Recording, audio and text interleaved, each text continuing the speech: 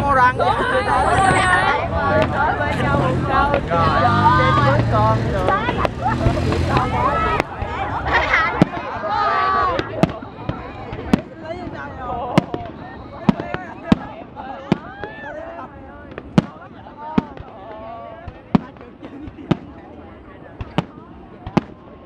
Lâu lâu được coi pháo bông trực tiếp. Bắn ra đây đi anh bắn ra đây được.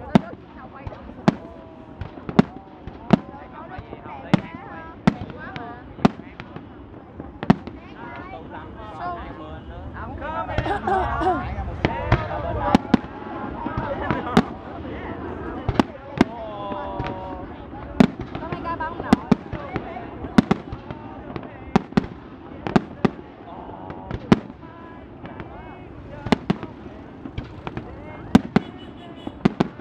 Lông bông đảo à. Đẹp quá à, cái đó tôi thích lắm luôn á. Tự nhiên nó tỏa ra, nó có màu sắc à, đẹp ghê luôn á. Đẹp quá à. Mới thiết kế cái pháo bông vào thả ra xong gom lại một rớt xuống. Đỡ tốn.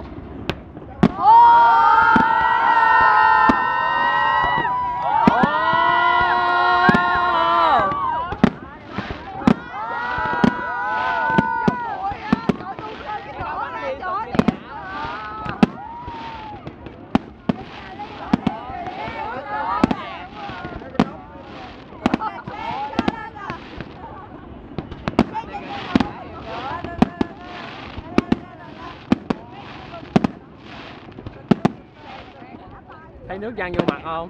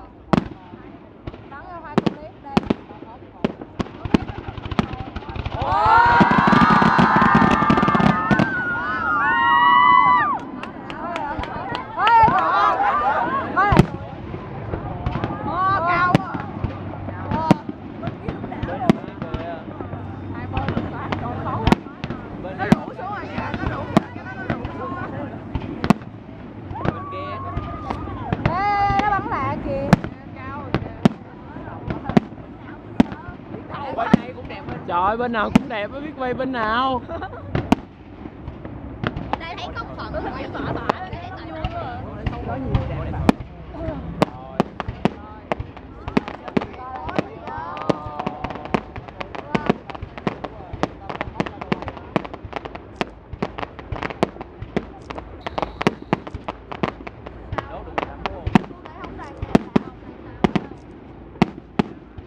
Có mình đoàn mình mới dắt nhau ra Hồ Xuân Hương thôi.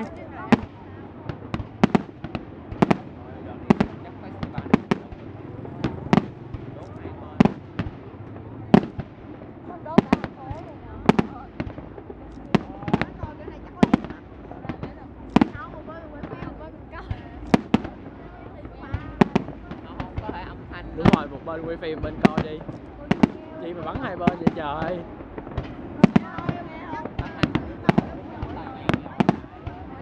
Bên kia đẹp á.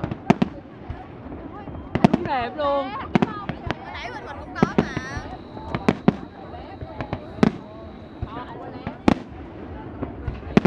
Nè, bên đây cũng có cái bông kìa.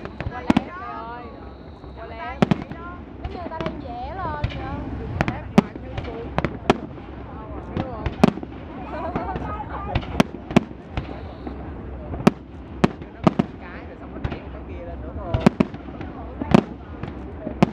Trời, bên kia đúng đẹp luôn.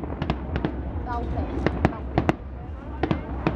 Bên kia bên này cũng vậy thôi. Có cái nào đang nói thì coi. Trời ơi. Chuyển qua quay bên kia. Bên kia Kìa, chữ gì kìa?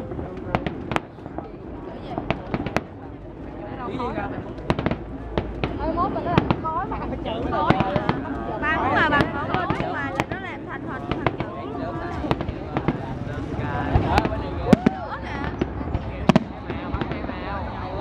quá trời bắn luôn.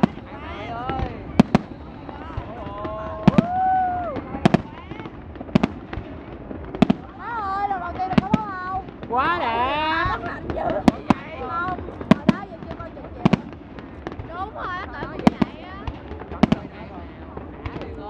Nó kiểu Khánh cho coi ở chỗ nó đứng ở dưới luôn á, nó rớt thẳng từ đầu á. Có đợt đi lần rồi.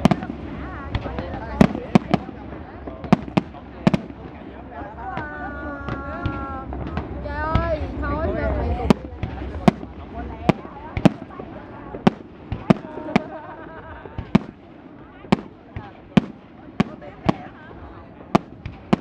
Cái đồ cái màu nào gần sắc sắc hơn màu đó bắt nhất của mày.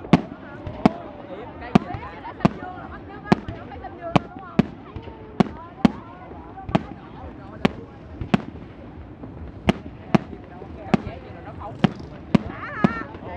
Đã ghê luôn á.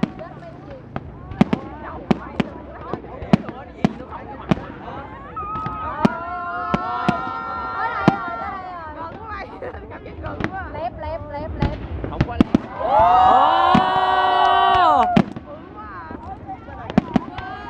Bự rồi, hết lép rồi. Không lép không, hết lép rồi.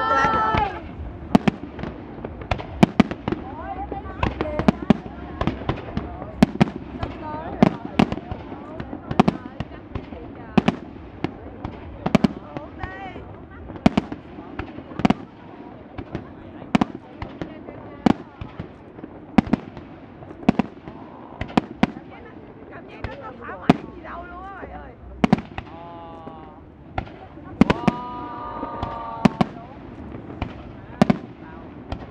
Chắc tụi nó đang mua, tụi nó coi không phải luôn. Nó bay ngang kìa, nó bỏ ngang á. Xíu hả? Kiểu mà giống như nó xíu một cục chậm. Ê, bông hoa á, mấy mày có để ý không? Nó chỉ tùm lum hướng.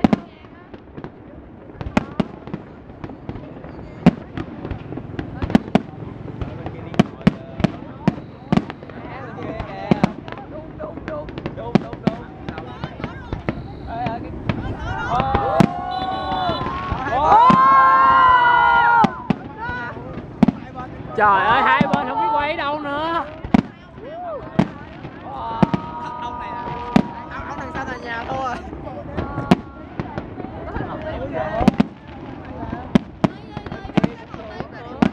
Hai bên đang nuôi nhau không? Bên kia đẹp quá trời luôn.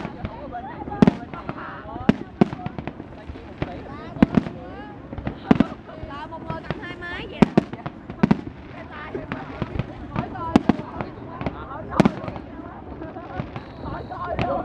Đổi bên. Bắn máy cuối đi. Kè lên kè.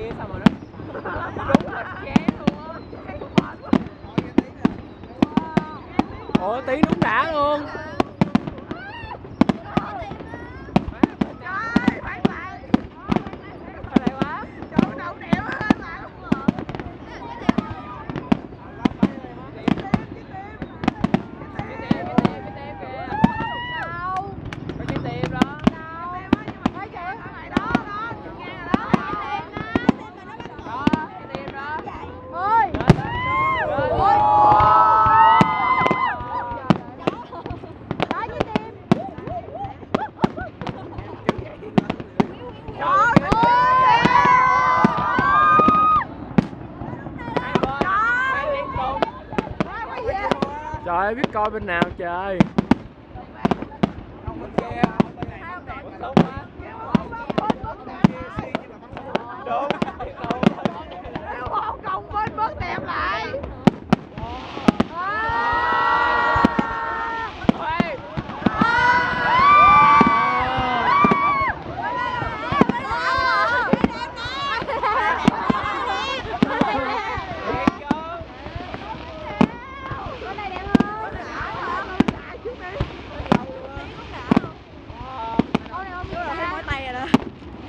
Không không, cái gì đi.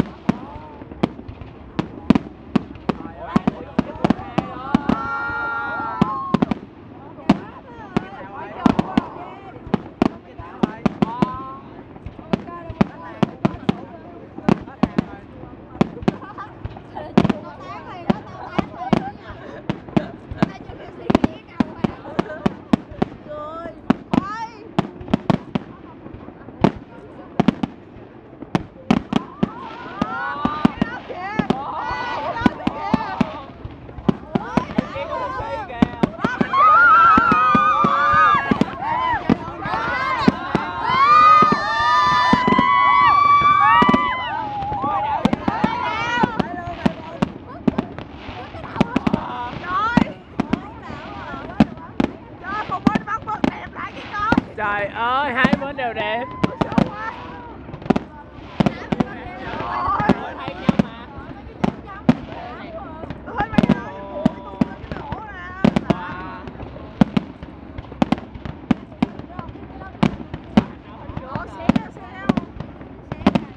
Đấy 15 phút rồi đó. Lâu hơn Sài Gòn mình nữa. Sài Gòn bắn chừng có 10 phút mấy à. Bên mày mới có độc đáo lắm.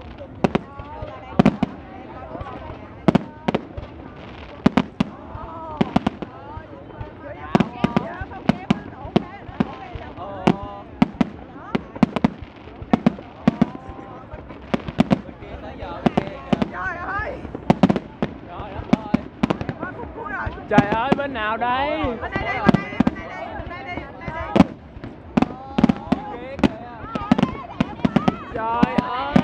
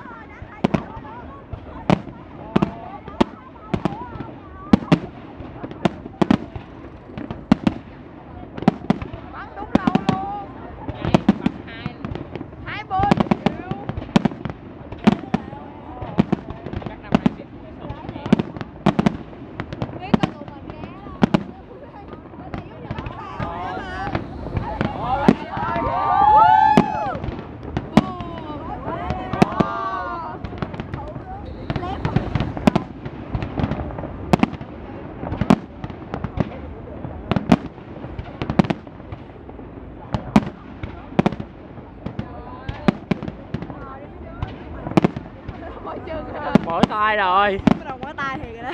Trời ơi. Có gì vậy hết lần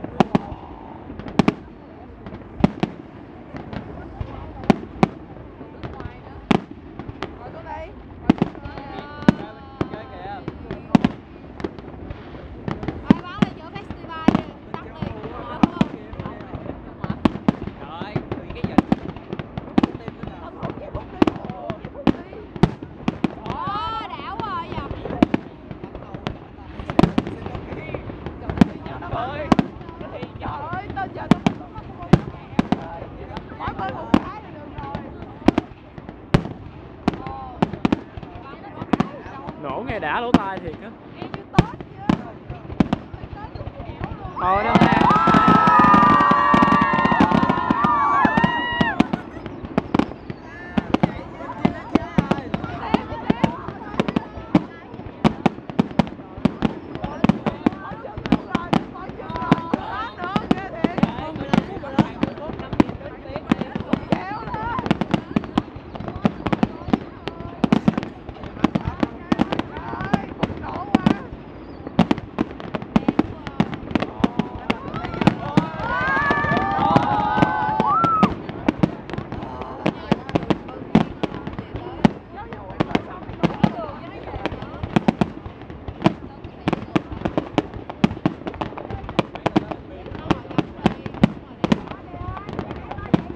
Chắc 20 phút quá.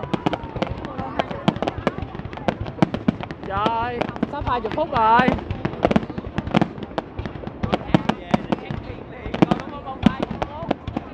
Đúng rồi đó. Đúng đã luôn, Sài Gòn làm gì được.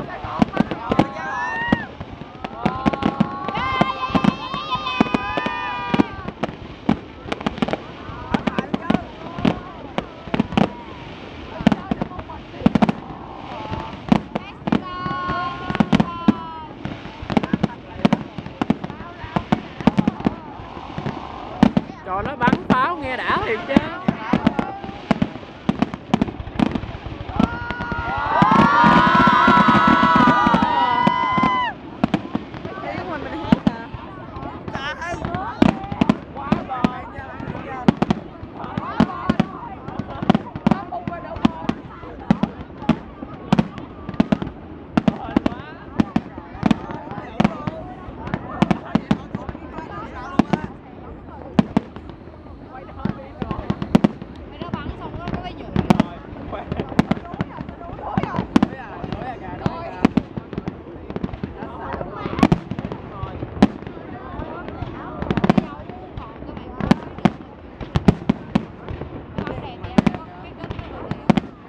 Chắc bắn nửa tiếng quá.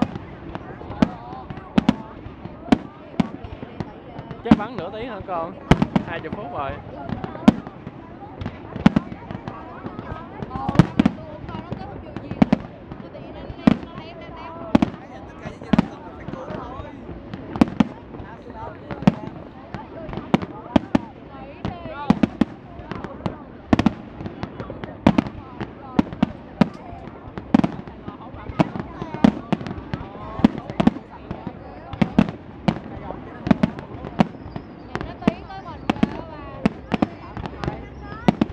Tay cứng ngắc cái tay rồi.